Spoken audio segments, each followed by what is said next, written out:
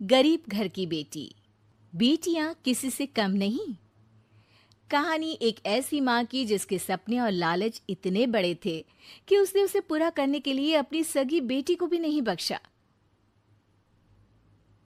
अरे मेरी प्यारी बिटिया रानी, सारा दिन इतने डिजाइनर कपड़े सिलती है। ये तो हाई क्लास के लोग पहनते हैं ना बेटा। हाँ माँ, तभी तो इनके सिलने के लिए मुझे इतने अच्छे पैसे मिलते हैं।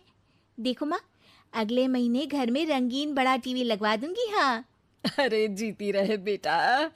वैसे कोई ऐसा काम कर जिससे एक बार में ही ढेरों पैसे आ जाए। आने को तो इसमें भी अच्छी कमाई है माँ, लेकिन एक दिन में एक ही कपड़ा सिलो तो आराम भी है ना। वैसे क्या करना है माँ इतने पैसों का? अरे तू बड़ी भोली है बेटा। अरे ओ रायना के पापा, देखो तो। रायना के लिए मैंने एक लड़का देखा है। पैसे तो इतने हैं कि लाखों रोज इधर से उधर हो भी जाए तो पता ना चले। वो तो ठीक है, लेकिन इतने बड़े घर का लड़का हमारी रायना से शादी क्यों करेगा? अरे कैसी बात कर रहे हैं आप? क्यों नहीं करेगा? अरे करेगा ना, कमी क्या है हमारी रायना में? अच्छा, फोटो तो दिखा दो, कैसा है लड़का? कहीं ऐसा ना हो कि कोई बूढ़ा निकले। अरे थोड़ी सी उम्र में बड़ा लड़का कोई बूढ़ा नहीं होता। ये देखो। फोटो किसी लड़के की नहीं, बल्कि एक आदमी की थी। ये क्या बकवास है? कौन है ये? इसके बेटे की फोटो दिखाओ। जी, ये वो लड़का ही है। अरे साधना, तुम सगी माँ हो या सौतेली? अरे पैसा रहेगा तो राज करेगी ना। मेरे जीते जी मैं अपनी बेटी की शादी इतने बूढ़े आदमी से बिल्कुल नहीं करूंगा। जब मैं अपनी बेटी के लिए लड़का पसंद नहीं कर सकती तो मेरा इस घर में रहने का अधिकार ही नहीं है। जैसे ही वो जाने लगती है कि तभी रायना वहां आ जाती है। माँ, आप जहां बोलेंगी मैं वहां शादी कर लूंगी, आप कहीं मत जाइए। और फिर रायना की शादी अपने से 11 साल बड़े राधा राम से हो जाती है। शादी के बाद एक दिन, अरे माँ, कैसे आना हुआ आपका? अरे बेटी, घर में आने के लिए कुछ सोचना होता है क्या? ये लो, पूरे 2 दर्जन केले हैं बेटा। शुक्रिया माँ। वैसे और बताइए। बेटा, तेरे पापा की तबीयत खराब हो गई है और तू तो जानती है कि उनकी कमाई कितनी है। अगर तुझसे कुछ पैसों का इंतजाम हो जाए तो। माँ, मेरे पास पैसे कहाँ से आएंगे? अरे वाह बेटी, तू तो गिरगिट की तरह रंग बदल रही है। अरे तुझे पढ़ाया लिखाया, तेरी शादी में पैसा लगाया, अब तेरे मायके वालों को जरूरत है तो तू ऐसे जवाब देगी? अरे अरे माँ, ऐसे मत बोल। मेरी मुंह दिखाए में जो पैसे मिले थे ना, वो मैं तुझे दे देती हूँ। लेकिन अगली बार से आपको जब पैसों की जरूरत हो तो आप कुछ दिनों पहले ही बता देना। अरे ठीक है ठीक है, तो अभी से सुन ले, अगले महीने भी पैसों का इंतजाम करके रखना, मैं आकर ले जाऊंगी। तभी वहां रायना की सास आ जाती है। अरे अरे समधन जी, कैसे आना हुआ? और कुछ खाया पिया आपने? अब जी वो केले लाई हूँ पूरे 2 दर्जन। अब बेटी के ससुराल आना था तो खाली हाथ थोड़ी ना आती मैं। कोई बात नहीं बहन जी, आराम से बेटी से बात करिए, मैं और भी कुछ खाने को भिजवाती हूँ। सास के जाने के बाद साधना भी पैसे लेकर घर आ जाती है। अब दिन बीतते हैं। साधना हर महीने रायना के घर आती और पैसे लेकर चली जाती। लेकिन एक दिन अचानक रायना की सास का फोन साधना पर आता है। बहन जी, जैसे भी हो आप जल्दी से हमारे घर आ जाइए ना। हमारी बहू रायना को क्या हो गया है? न बोल रही है न हिल रही है। हैं? अरे मार तो नहीं डाला मेरी मासूम बेटी को? साफ साफ बोल देती हूँ, मेरी बेटी को कुछ भी हुआ होगा ना तो मैं तुम लोगों को कंगाल कर दूंगी, क्लेम कर दूंगी करोड़ों का। अरे क्या हुआ भाग्यवान, कहाँ से करोड़ों आ रहे हैं? अरे मार डाला हमारी बिटिया को उन लोगों ने। हैं? क्या बोल रही हो तुम? मैंने तो पहले ही बोला था कि लड़का ठीक नहीं है। दोनों रायना के घर पहुंचते हैं, जहां रायना का पति कहता है, अरे अरे आप डरिए नहीं, डॉक्टर ने कहा है कि वो अब खतरे से बाहर है। अरे पर वो खतरे में गई क्यों? अरे क्यों मेरी लड़की को मारने की कोशिश की गई? अरे वकील करूंगी बड़े से बड़ा और सबको सड़क पर ले आऊंगी। अरे सौम्या की माँ में इतनी हिम्मत है कि वो अपनी बेटी को पाल ले। रास्ते में ले आऊंगी तुम लोगों को। हाँ।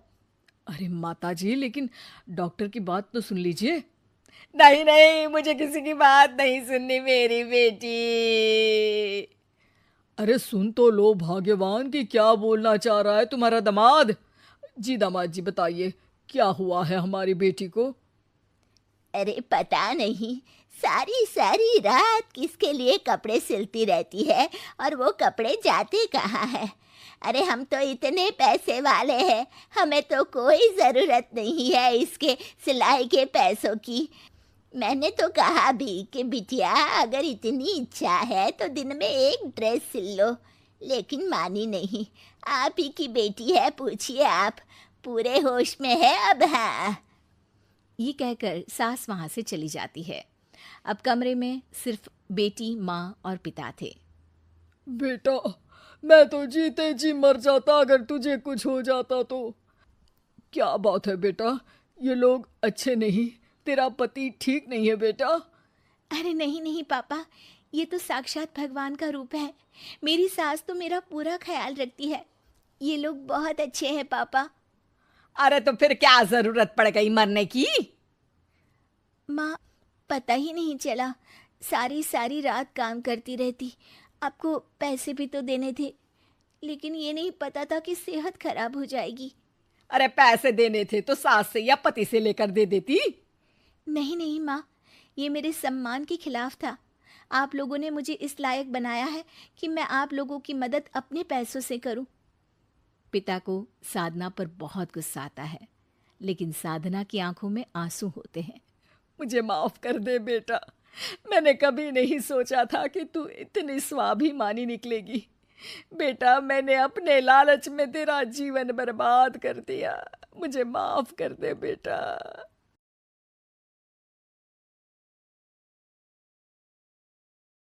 खिल्ली उड़ाने वाली ननद। आकांक्षा की शादी किशनगढ़ नाम के गांव में धीरज के साथ हुई। घर में आकांक्षा के सास, ससुर और एक ननद थी जिसका नाम था रुचि। वैसे तो घर में सब मिलजुल कर ही रहते थे, पर रुचि का स्वभाव थोड़ा अलग था। वो किसी भी व्यक्ति की कमियों की खिल्ली उड़ाती थी। एक दिन आकांक्षा और धीरज बाहर घूमने जा रहे थे। आकांक्षा ने बहुत ही अच्छी सी साड़ी पहनी थी। अरे वाह बहू, तू तो इस साड़ी में बहुत सुंदर लग रही है। थैंक यू मम्मी जी। तभी रुचि वहां आ जाती है। रुचि आकांक्षा को देखती है तो उसे उसकी साड़ी बिल्कुल भी पसंद नहीं आती। आय हाय भाभी, ये कैसे साड़ी पहनकर जा रही हो आप? बिल्कुल भी अच्छी नहीं लग रही। लाल साड़ी में एकदम टमाटर लग रही हो।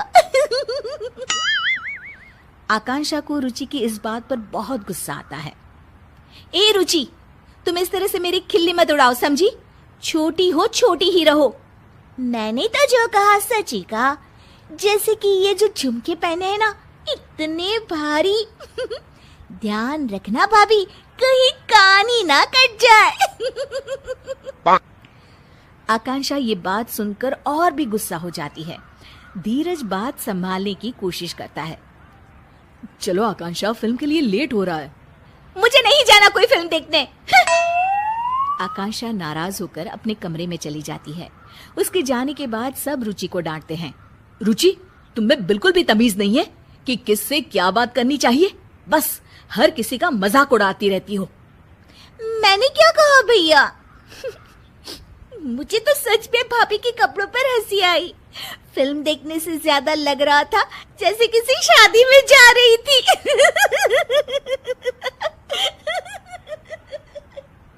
रुचि हंसते हंसते अपने कमरे में चली जाती है। रुचि की इस आदत ने सबको बहुत परेशान कर रखा था। उसे हर किसी का मजाक बनाने की अब तो आदत सी हो गई थी। एक दिन आकांक्षा और उसकी सास टीवी पर अपना मनपसंद कार्यक्रम देख रहे थे। तभी वहाँ रुचि आ जाती है। क्या आप दोनों बेकार के सास बहू के सीरियल्स देखती रहती हो? कुछ समझदारी वाले भी सीरियल्स देख लिया करो ना। हमारी मर्जी है, हम कुछ भी देखें, तुम्हें उससे क्या? भाभी, सच क्यों नहीं कहती कि इन सीरियल्स के अलावा कुछ देखने का आप लोगों के पास दिमाग ही नहीं है। रुचि हंसने लग जाती है और इतना कहकर वो वहां से चली जाती है। रुचि भी ना कभी कभी तो हद ही करती है, पता नहीं अपने आप को क्या समझती है। कोई बात नहीं मम्मी जी, कल इसकी सहेलियां आ रही है ना, उनके सामने ये बहुत समझदार बनती है, अच्छा सबक सिखाएंगी इसको। तुम सही कह रही हो बहू, सबक तो इसे सिखाना ही होगा। अगले दिन रुचि की कॉलेज की सहेलियां उसके घर आती है। उनके सामने रुचि बहुत ही अच्छे तरीके से बर्ताव कर रही होती है। मैंने प्रेमचंद की नॉवेल पढ़े हैं कोमल, गरीबी के ऊपर उन्होंने काफी अच्छी कहानियां लिखी है। तुम्हें तो साहित्य कला की काफी जानकारी है रुचि। कल हमारे कॉलेज में साहित्य पर एक वर्कशॉप होने वाला है, तुम चलोगी ना? बिल्कुल चलूंगी कोमल। अरे राधिका, तुम तो कुछ ले ही नहीं रही हो, रुको मैं तुम्हारे लिए कोल्ड ड्रिंक लेकर आती हूँ। अरे नहीं, मैं खुद ले लूंगी। अरे मैं ले आती हूँ ना, तुम यहीं रुको। रुचि को अपनी सहेलियों से इतने अच्छे से बातें करते देख आकांक्षा अपनी सास से कहती है, ये देखिए मम्मी जी, अपनी सहेलियों के साथ कितना अच्छा बर्ताव करती है।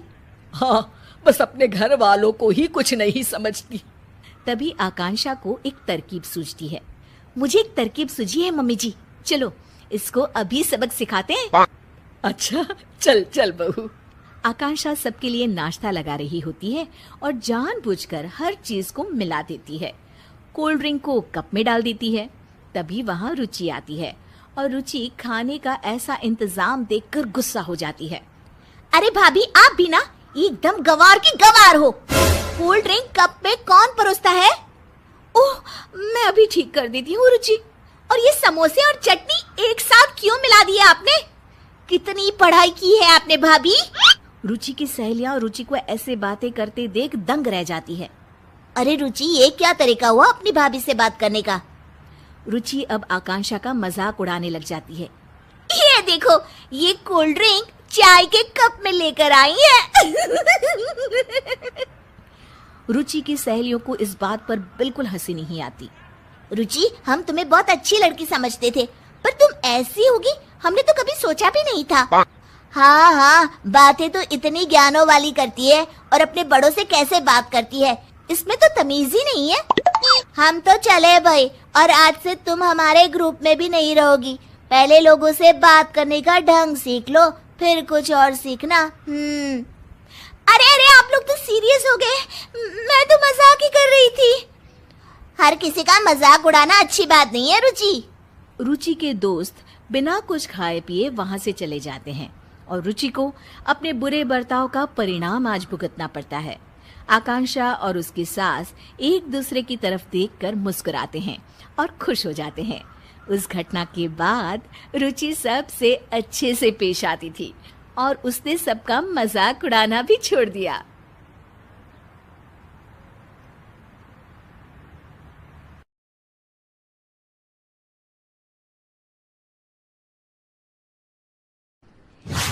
संध्या की शादी उसके पिता ने शरद से की। शादी के 15 साल के अंदर ही संध्या का परिवार अमीर से गरीब हो जाता है। एक दिन संध्या जब अपनी भाभी से कहती है, भैया माँ पिताजी के बाद अब आप लोगों से ही मेरा मायका है। अरे संध्या दीदी, मायका बोलना आसान है, लेकिन जब मायके वालों को निभाना पड़ता है ना, हालत पतली हो जाती है। तभी वहाँ संध्या का भतीजा आ जाता है। देखा माँ, मुझे कितनी कूल ऐप मिली है। इसमें क्लास 6 to 12 के मैथ्स, फिजिक्स, केमिस्ट्री, बायोलॉजी और IIT, जी, नीट लेवल तक के सॉल्यूशन अवेलेबल हैं। बस आपको करना क्या है, क्वेश्चन की फोटो क्लिक करो, क्वेश्चन को क्रॉप करो और 3 सेकंड में वीडियो सॉल्यूशन आ जाता है। तो अब से कोई भी डाउट हो तो डाउट नट करो। अरे बुआ, कब आई तुम? मुझे बताती थी, मैं स्टेशन लेने आ जाता। अरे पहली बार थोड़ी आ रही है जो रास्ता भटक जाती। अब गाड़ियां भले ही बहुत है, लेकिन सब काम पर लगी है। अरे कोई बात नहीं भैया। और बताओ, अपनी गुड़िया की शादी के बाद खुश तो है ना? हाँ, मेरी गुड़िया तो राज कर रही है, राज। बहुत पैसा है उन लोगों के पास। अरे किसी भी चीज की कमी नहीं रखी मैंने अपनी बेटी की शादी में। हाँ भैया, वो तो इस घर का रिवाज है। बेटियों की शादी बहुत ही धूमधाम से करते हैं। पिताजी ने भी मेरी शादी में कोई कसर नहीं छोड़ी थी। बस किस्मत मेरी ही खराब निकली। अरे दीदी, अच्छा ये बताओ कैसे आना हुआ और कब का प्रोग्राम है? संध्या पूरे घर को देखती है। उसे अपना बचपन याद आता है कि कैसे उसके पिता ने ये घर प्यार से बनाया था। मुझे सीढ़ियों वाला घर पसंद था तो पिताजी ने मेरे लिए 2 तल्ले का मकान बना दिया। अरे बुआ, सीढ़ियों को घूर रही हो? जरूर बचपन में यहां से खूब गिरी होगी। संध्या की आंख से आंसू गिर जाते हैं। वो अपने कमरे में चली जाती है और अलमारी खोलती है। अरे दीदी, अलमारी क्यों छू रही हो? कुछ चाहिए क्या? मुझसे मांग लेती। अरे नहीं भाभी, बचपन से ये अलमारी में मेरे खिलौने और गुड़िया रहा करती थी। हाय रे दीदी, अब क्या बंटवारा चाह रही हैं क्या? संध्या भाभी की इस बात पर घबरा कर वहां से निकल जाती है। अगली सुबह घर में संध्या को न देखकर भतीजा बोलता है, माँ, अरे माँ, ये बुआ दिखाई नहीं दे रही, कहाँ गई? अरे चली गई होगी, कह तो रही थी कि मन नहीं लग रहा है। अरे पापा, ऐसे कैसे बिना बताए चली गई? अरे कल अलमारी खोलकर खड़ी थी, कहीं कुछ उड़ा तो नहीं ले गई? भतीजी को बुआ की बात सुनकर गुस्सा आ जाता है। वो वहां से चला जाता है। अगले दिन, अरे शेखर कहाँ मर गया? तेरी बहन आ रही है ससुराल से, जल्दी जा स्टेशन और सुन, वो लंबी वाली कार लेकर जाना, उसकी पसंदीदा है। ओहो पिताजी, आ जाएगी, कौन सा पहली बार आ रही है? माँ को गुस्सा आ जाता है। हाँ हाँ, अब मेरी बेटी को स्टेशन से खुद ही आना पड़ेगा। वाह जी वाह। शेखर, हुआ क्या है तुझे? क्यों नहीं जा रहा है अपनी बहन को लेने? उसने तेरे लिए क्या क्या नहीं किया, कितना प्यार करती है वो तुझसे। पिताजी, प्यार तो बुआ भी आपसे कम नहीं करती थी। फिर भी उन्हें ना कोई लेने और ना ही कोई छोड़ने जाता है, वो क्यों भला? पिता को गुस्सा आ जाता है और वो उसे थप्पड़ मार देते हैं। अरे बस करो, क्यों आप दोनों उस संध्या के लिए लड़ रहे हो? ठीक है पिताजी, आज तो आप ड्राइवर को भेजकर अपनी बेटी को ले आइए, लेकिन याद रखिए, अपनी शादी के बाद मैं अपनी बहन को कभी नहीं पूछूंगा। पिता को अपनी गलती का एहसास होता है। आज बुआ का जन्मदिन है, याद तो होगा नहीं आपको? पिता की आंख भर आती है। लेकिन तभी वहां अपनी पसंदीदा कार से संध्या घर आती है।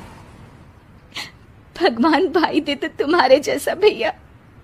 पापा को पता था कि कौन से रंग की कार मुझे पसंद है। तुमने उसी रंग की कार से मुझे घर बुलाया, वो भी मेरा जन्मदिन मनाने के लिए। ईश्वर सबको तुम्हारे जैसा भाई दे। भाई संध्या को गले लगा लेता है। तभी वहां भतीजी गुड़िया भी ससुराल से आ जाती है। अरे संध्या बुआ, आप? हाँ, आज तो घर की दोनों बेटियां अपने घर में हैं।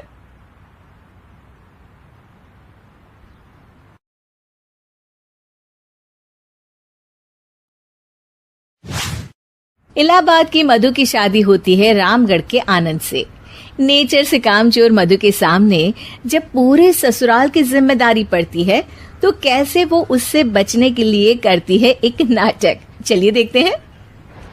अरे मधु, मधुरानी, जरा चाय ला और बेसन घोल ले, बादल बन गए हैं, पकौड़ी बना लेते हैं। ओह, अभी अभी तो दिन का खाना खाया है, अब पकौड़ी तल दूं? अरे इतना खाएंगी तो फट जाएंगी, चला तो जाता नहीं इनसे। तभी आनंद आ जाता है। अरे मन कर रहा है पकोड़े खाने का। मधु देखो ना, बादल बन गए हैं, ऐसे में पकोड़े मिल जाए तो मजा आ जाए। अरे अभी तो बादल बने हैं, जरा 2-4 बूंद टपक तो जाने दो, बना दूंगी पकोड़े भी। ये बोलकर मधु वहाँ से चली जाती है। अरे मधु, मधु बूंदे भी बरस गई, अब तो बना दो पकोड़े। अरे बूंदा बूंदी तो रोज होती है, जरा जमकर बरसे तो पकोड़े तलने में और सिखाने में दोनों में मजा आ जाए। ये बोलकर मधु वहां से चली जाती है और मधु के साथ ही बूंदा बांदी कर बादल भी चले जाते हैं। मधु अपने कमरे में जाकर कहती है, अरे भगवान, ये सारा कमरा फैला हुआ है, कैसे साफ होगा। तभी मधु को आइडिया आता है और वो जोर जोर से चिल्लाती है, हे भगवान, मेरा 2000 रुपए का नोट कहाँ चला गया? किसी ने देखा क्या मेरा 2000 का नोट? तभी वहां मधु की ननद और नौकरानी आ जाती है। अरे भाभी, मैं देख देती हूँ। कैसे देखोगी दीदी, सारा कमरा तो गंदा पड़ा है। अरे हटो ना, मैं साफ किए देती हूँ, मिल गया तो दे दूंगी। अब ननद और नौकरानी 2000 नोट के चक्कर में पूरा कमरा साफ कर देती है और नोट नोट खोया हो तब तो मिले। खैर, ये तो छोटे मोटे ट्रिक्स थे जो मधु काम से बचने के लिए करती, लेकिन अब आना था मधु का मास्टर स्ट्रोक, जिस पे वो अब सिर्फ बैठकर खाने के चक्कर में थी, और वो भी सास को ऑर्डर दे देकर। कैसे, चलिए देखते हैं। एक फ्रेम में एक फोटो है जिसमें सास की सास यानी कि मधु की दादी सास, मोटी बिंदी, काला मोटा चश्मा, कॉटन की साड़ी और चेहरे पर रौब। वहां उसी फोटो के नीचे खाट पर बैठी मधु, और मधु का गेटअप बिल्कुल वैसा ही था। मधु दादी सास की भूमिका में कहती है, अरे चंदावती, चंदा रानी, जरा चाय दे मलाई मार कर। मधु की सास यानी कि चंदावती कहती है, अरे, इस नाम से तो सिर्फ मुझे मेरी सास बुलाया करती थी, ये कौन है देखूं तो जरा। अब सास मधु को अपने सामने अपनी सास की भूमिका में देखकर जोर जोर से हंसती है। मधुरानी, कोई तमाशा चल रहा है या ड्रामा? जाकर चाय लेकर आ। मधु, जो कि ये दिखा रही थी कि वो सास की सास है या फिर उसकी आत्मा उसमें आ गई है, वो क्या करती है? चाय, और मैं वो भी तेरे लिए चंदावती। यही सिखाया है तेरी माँ ने। यार, एक तो डायलॉग बदल बहू, तू सास बनकर जो माँ पर सीधे चली आती हो, ये ओल्ड फैशन हो गया है, जरा अपडेट हो जा। और वैसे तू कुछ भी बन, उसके पहले चाय लेकर आ। अभी सास कुछ बोलती कि वहां मधुर के ससुर आ जाते हैं। वो मधु को देखते ही पागल सा हो जाते हैं। माँ, मेरी माँ तू वापस आ गई। अरे धत तेरी की, अभी एक का नाटक खत्म नहीं हुआ कि दूसरा आ गया। अरे हद है, तेरी जबान तो चलती ही जा रही है, सामने मेरी माँ बैठी है। अरे इनका चेहरा देखने को तरस गया था मैं। मेरी माँ वापस आ गई। ये देख, मेरी माँ आ गई। ये नहीं कि देसी घी के लड्डू बनाए बस जबान चला रही हो। अरे जाने ते धनकलाल, इसे तो शुरू से ही बोलने की तमीज नहीं है। मेरी तो आदत हो गई है दब दब कर रहने की। नहीं माँ, ऐसे कैसे, ये सब करेगी। अच्छा, मैं दुकान जा रहा हूँ, शाम को तेरी पसंदीदा गर्मा गर्म जलेबी और समोसे लेकर आऊंगा माँ। ससुर वहां से चले जाते हैं। अब बेचारी सास अपनी ही बहू के नाटक में फंसकर सारा दिन सारी रात काम करती, लेकिन कब तक? एक दिन की बात है। बेटा आनंद, मेरे तो हाथ पैर सब दर्द हो रहे हैं, मुझसे नहीं होता इस उम्र में इतना काम। हाँ माँ, तू ठीक कह रही है। वैसे भी माँ, दादी को तो मरे अभी सिर्फ 5 साल हुए हैं, फिर मधु कैसे दादी हो सकती है? अरे वही तो बेटा, मैं तो ये सोच रही थी कि कहीं दादी मधु के रूप में तो पैदा नहीं हो गई। मतलब ना, ये सारा नाटक है बेटा, लेकिन अब जल्द से ये नाटक बंद करा दे तू। ठीक है माँ, लेकिन अब मधु को मधु की जुबान में ही सिखाना होगा। दोनों माँ बेटा कुछ बात करते हैं और अगले दिन सास मधु का बड़ा सा सोने का हार गले में डालकर घूम रही होती है। मधु जैसे ही अपना हार सास के गले में देखती है, परेशान हो जाती है। अरे अरे, ये क्या? ये हार तो तू अपनी बहू को दे चुकी थी। नहीं माँ जी, बिल्कुल नहीं। आप ही ने तो कहा था कि जब तक आप जिंदा हैं ये मैं ही रखूं। अब आप तो जिंदा ही हैं, तो ये हार मैं उसे कैसे दे सकती हूँ? अरे लेकिन तभी वहाँ आनंद आ जाता है। दादी, मैं आपके लिए भैंस लेकर आया हूँ, बाहर खड़ी है, जरा अच्छे से नहलाकर उसके गोबर से आंगन लीप देना और गोबर के कंडे बनाकर सुखाने डाल देना। और हाँ, जरा ताजा ताजा दूध भी निकाल देना दादी। और फिर माँ बेटे हंसने लगते हैं। मधु सोच में पड़ जाती है। भैंस? नहीं नहीं, इतनी बड़ी भैंस की मैं सेवा करूं? ना बाबा बना, मैं तो बहू बनकर घर वालों की ही सेवा कर लूं, उतना ही बहुत है। माँ जी, नहीं नहीं। अरे अरे, क्या हुआ बहू, तुम वापस आ गई क्या? तुम्हें सब कुछ याद आ गया? हाँ हाँ, सब याद आ गया, पूरा पूरा याद आ गया। अब सास चैन से खाट पर बैठती है और जोर से कहती है, सब याद आ गया ना? तो चल जा, चाय लेकर आ, और वो भी मलाई मार कर।